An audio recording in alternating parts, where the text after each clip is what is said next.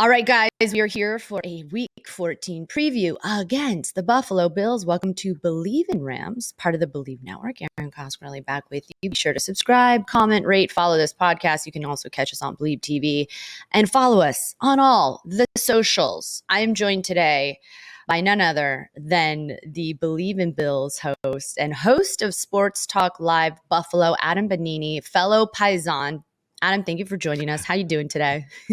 I'm doing great. I just got an update on the weather out there in Los Angeles, and here we got about 7 inches here north of the city, and I think they're close to 2 feet down in Orchard Park near where the stadium is. So it So it's cold, snowed on slightly? Sunday night. Okay. It snowed on Sunday night, and it's kind of kept snowing.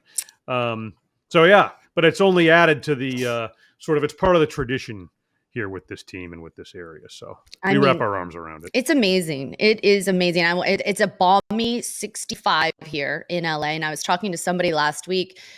The Bills coming to the West Coast, it's never easy when a team has to travel to either the East Coast or the West Coast. We're hearing they're very excited to come to LA sunshine. Is that possibly true? Yeah, I mean, it's a business trip for them. Yeah. But given what they have been through, I mean, you saw the Sunday night game against San Francisco, and that actually wasn't forecast.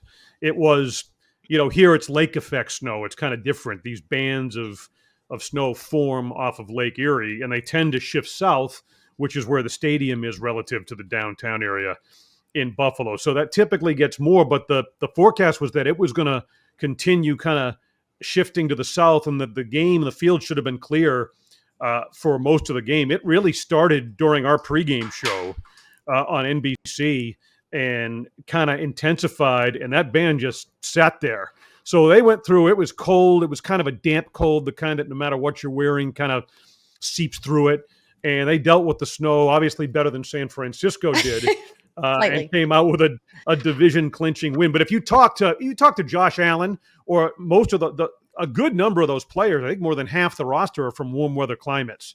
So they don't particularly like it, but they do have the experience of preparing for, and they know what works for them in the snow. That was certainly the case Sunday night.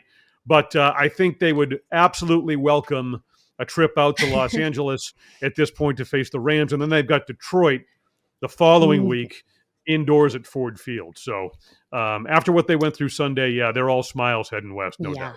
Yeah. I mean, all it does is just make you grittier and make you tougher. And coming to warm climates or stadiums that are closed stadiums just means it's a vacation for them, to be honest.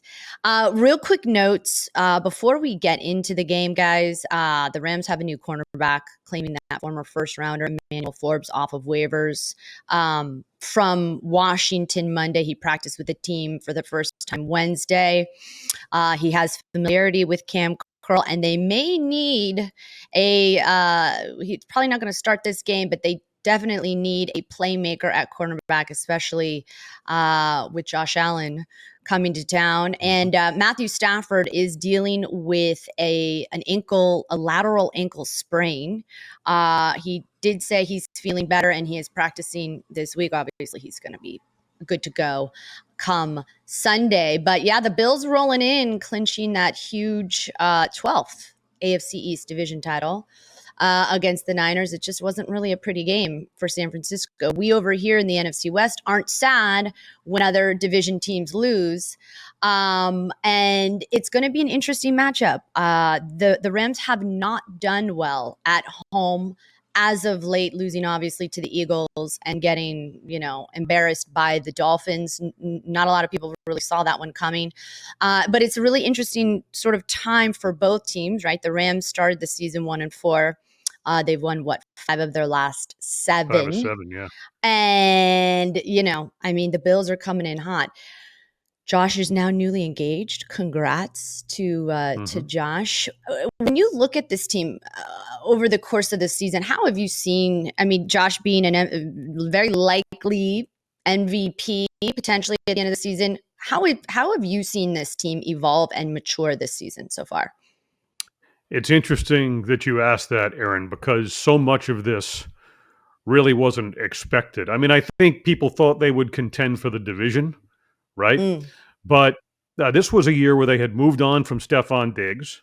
They had some salary cap issues, so that was part of the plan. You know, the first sort of phase of Josh Allen's career, they had a guy like Diggs, let's call it the Diggs era, and they fell short of reaching the Super Bowl. The 13 seconds loss at Kansas City in the playoffs years back probably cost them a trip to I think that the year the Rams won it. Actually, I mean, I think that would have been a year where they had beaten Cincinnati in the AFC Championship game had they advanced out of Arrowhead and taken a run at it. But obviously, that debacle prevented that from happening.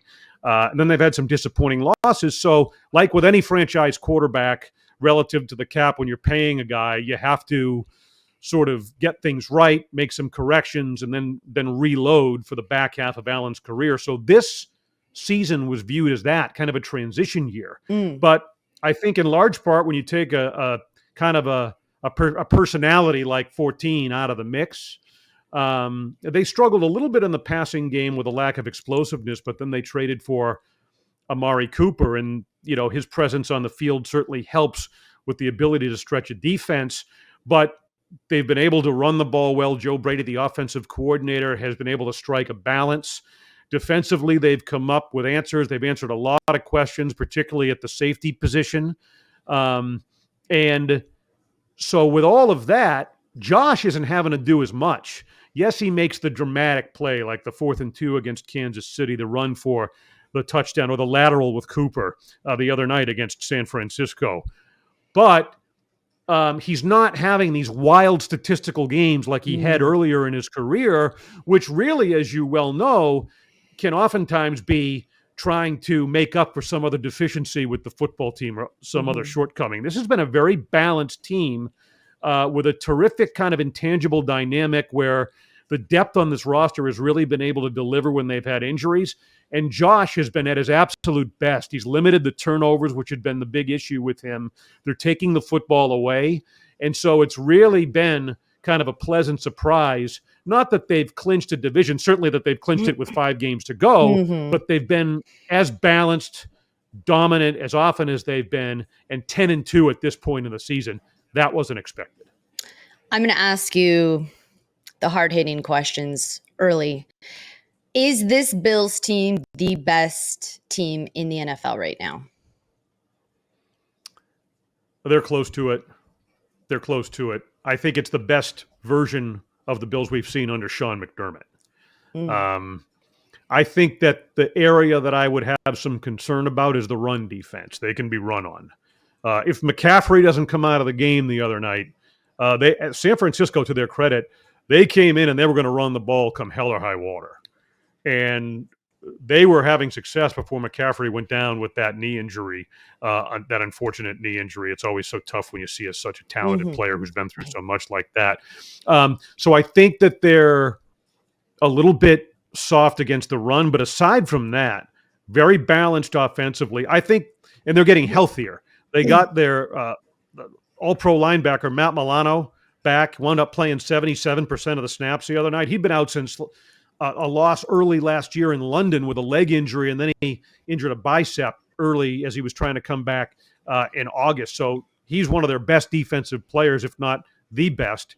He's back now, and it remains to be seen if they'll get on the offensive side tight end Dalton Kincaid and receiver Keon Coleman back for this game.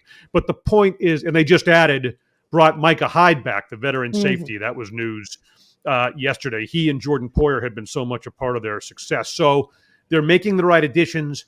They're getting healthier as they can possibly be as they head down the stretch. And given all of the factors I just mentioned, I don't know if they're the best team in the NFL. They're very much in that conversation. And I think it's going to be, I might edge toward Detroit if you really push me for an answer. But they're going to be an extremely difficult out in the postseason for any team that they face, because right now there's just so much to account for. Yeah, I was going to ask if there was a weakness. It's interesting that you mentioned that, but it is a balanced team. Josh Allen in Sean McVay's presser talking about the matchup ahead this week, he said he can beat you with his mind, his legs, and his arm. What can Josh Allen not do? Is the question. He has taken another step this year. Whereas early in his career, Erin, would hear the term hero ball attached to him. He would try and do too much, and he would turn the football over. This is the most refined version of Josh Allen that we have seen. He needed to limit the turnovers. He's much more intelligent about the decisions he makes. We had Devin McCourty, the former Patriot defensive back, on a couple of weeks ago on our show, and he made a point as a former opponent within the division with the New England Patriots. Right? He said that Bill Belichick early in Josh's career. I found this so interesting. Belichick would tell the secondary, the New England secondary, don't worry about the check down with Allen. The underneath stuff. He's not going to take it. He's going to try and force it. He's going to try and thread the needle. And as Allen has matured, that's changed. He's now, the expression is, they're taking the profits, right? He'll have no problem hitting Khalil Shakir, for example, underneath. And that guy is right near the top of the NFL in yards after the catch. I mean, they're doing it differently here. It's not the downfield shots to Stephon Diggs we've seen in the past. And as a result of that, they've protected the football. I mean, they're the league best in turnover margin, a plus 17. As you know, that's a very important statistic when you gauge the strength of a football team. And that's an area that they've struggled with in terms of giving the football up on offense for reasons I've discussed. So he is as well-rounded an athlete at quarterback. I think it's a great conversation. You could talk about Lamar Jackson maybe or whatever, but between Allen's arm, his size, his acceleration, and now his refined decision-making, I don't think there's any question if the season ended today, he would be the MVP. And those are the reasons why. So there isn't really much he can't do. He'll put on the Superman cape, right, when he needs to, like he did the other night with Cooper or on that fourth down run against Kansas City to ice that game. But he understands that staying within the scheme and within Joe Brady's game plan and the way things are designed and called has been a tremendous benefit to this football team. It's also allowed him to stay healthy. He's not taking as many hits as he did in the past, which is a big concern when he would use his feet. So this is the best version of Josh, and as a result, the best version of the Buffalo Bills we've seen, at the very least, under Sean McDermott. And you've seen this Buffalo team throughout the years. You've covered the team for years, and it's interesting to see how Josh has evolved as a quarterback and the maturity we've seen from him in terms of really stepping into that role and being a leader for that team. And the biggest challenge, I think, Sean McVay, and that was my question, what can Josh not do? How could the Rams, I believe the Bills are favored 4.5 points, and they've been gashed on the ground, certainly the last 2 weeks. Now, don't get me wrong. I know the Rams have had to deal with Saquon Barkley and Alvin Kamara. But now your rushing offense is coming to town. Where have you, and maybe this is a hard question to answer because I know you do believe in Bills, but where have you seen teams have success against the Bills team? Is it like pressuring Allen? What do you think that the Rams and Sean McVay are going to try to do to sort of keep the team off balance? All right. Well, from a defensive standpoint, the two games they have lost, Baltimore, the run game, Derrick Henry just ran all over them. And they physically, that was early in the year, and it was a primetime game. And sometimes things kind of set up that way against a team. And the Ravens were really able to exploit Buffalo from a physical standpoint. I think, as I mentioned, if the Rams are able to run the ball and have a balanced offensive attack, the Bills are vulnerable in terms of the run game. And the secondary, they've been pretty good.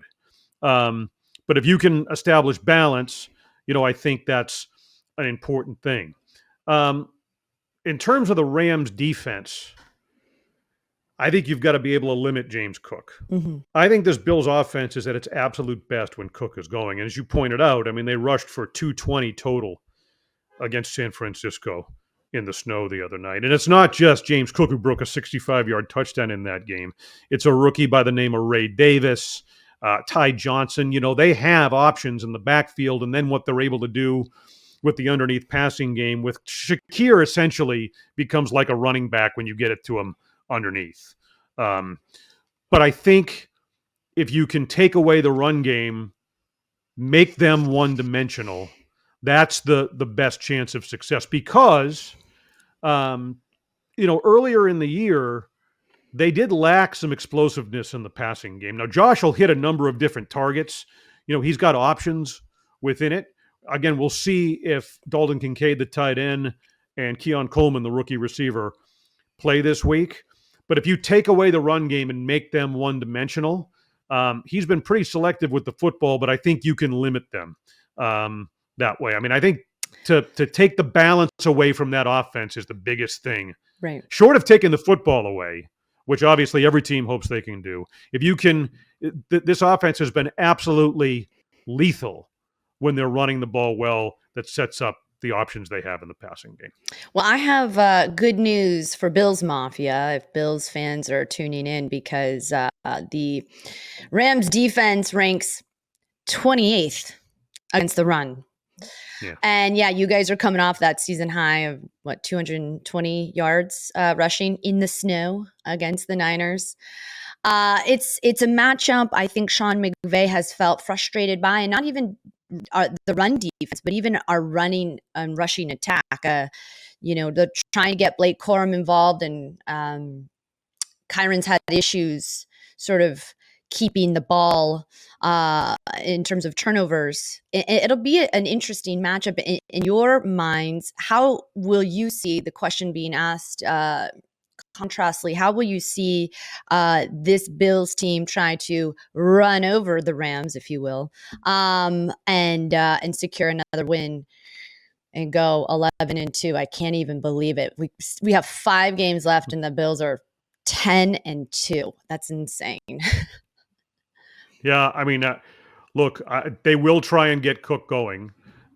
They've done it. That's been the big difference since they made the switch to Joe Brady last year as offensive coordinator.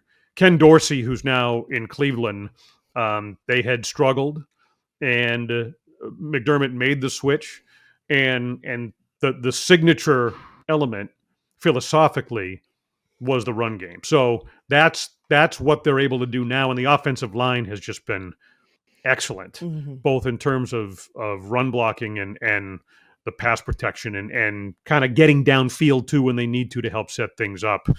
So I mean that's what they'll try and do. I mean, it's going to be a run and stop the run type situation. I mean, I think they're very wary of the progress that Stafford is making and what this team has done, having won 5 of 7 games. And you look at what, during those 7 games, Stafford's numbers, right? I mean, I just jotted down some notes before, but completed 65% of his passes, averaging about 249 a game, 14 touchdowns, 4 interceptions. Those are numbers that at the quarterback position are going to win in the NFL. Mm-hmm. So, I mean, I think they're very weary of that. I think that in terms of their coverage, they've been really good. I mean, the Rams with the receivers now getting healthy and everything, I mean, I think that's a potential area for them. But the Bills have been excellent in the secondary. The only team that's really exploited them through the air was Houston earlier in the season, where they lost. That was their second loss on the road. But they've been very good against the Dolphins, for example, in that receiving core. They limited the Chiefs to 7 points in the second half in that game. So, I mean, they've had answers on both sides of the ball. But I do think Stafford's kind of found a rhythm. The receivers have been effective. And that's an area I think that, they'll try and have success. But it's been a positive matchup in that regard for Buffalo so far this year, by and large. And it's interesting that the biggest test, I mean, I guess I said it last 2 weeks ago when they were facing the Eagles. But it just feels like it's the right time for the Rams to take on a team like the Bills, because it's been such a tale of two teams this season for the Rams. And, obviously, like we mentioned, starting 1-4 and now winning 5 of last 7. We've attributed it to the fact that their wideouts are not in the game, and now they have Puka and Cooper back, and it seems like it's made Stafford obviously much more comfortable.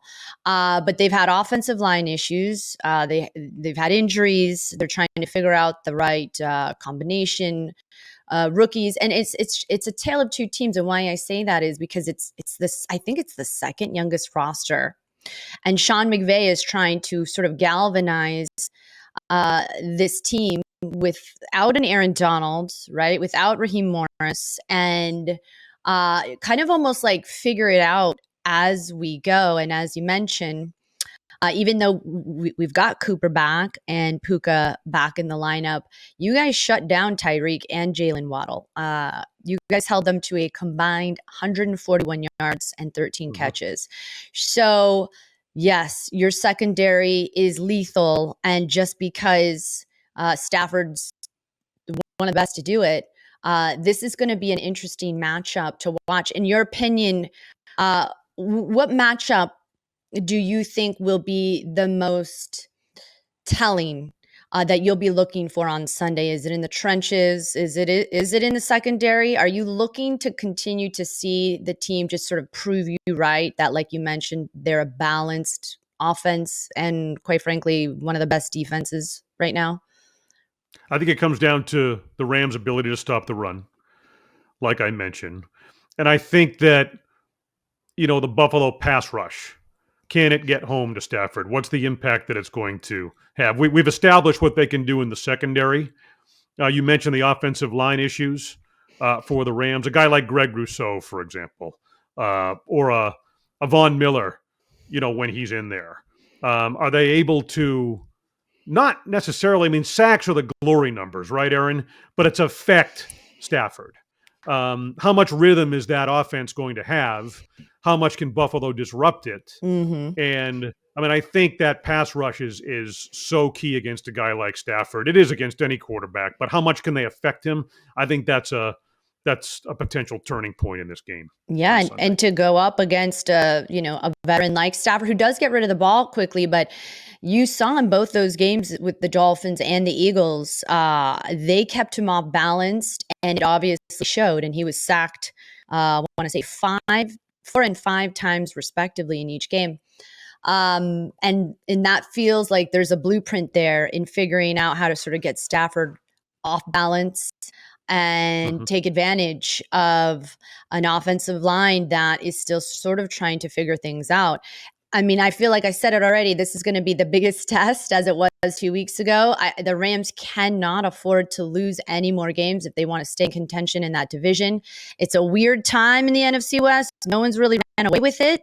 And you guys are still fighting for that number 1 playoff spot. So you guys have a reason to come and dominate at SoFi.